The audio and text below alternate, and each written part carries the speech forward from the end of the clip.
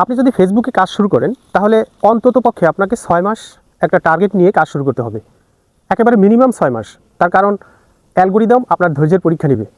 ধৈর্যের পরীক্ষা যেমন আপনি কন্টিনিউ ভিডিও আপলোড করছেন, রিচ হচ্ছে না, ভিউ হচ্ছে না, এই ধরনের নানান রকম সমস্যায় আপনি ভুগবেন।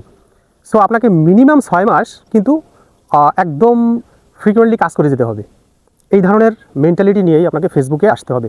শুধু ফেসবুক না, আপনি যদি ইউটিউবের জন্য কাজ করেন সেক্ষেত্রেও কিন্তু আপনাকে একটা লম্বা টাইম কাজ করতে হবে, সেইভাবে মানসিকতা তৈরি করতে হবে যে আমার 6 মাস বা 1 বছর আমাকে এখানে সময় দিতে হবে।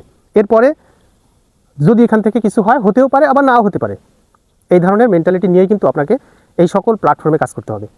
সো যারা আসলে বিগিনার লেভেলে এখন আছেন, কন্টেন্ট ক্রিয়েশন শুরু করছেন, তাদের জন্য বলবো যে ভাই, এটা এমন জিনিস না যে এখানে আসলেন আর কিছু একটা পেয়ে গেলেন।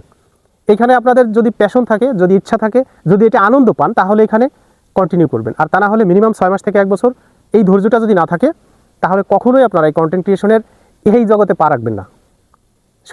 সকলের জন্য শুভকামনা। ধন্যবাদ, সবাই ভালো থাকবেন।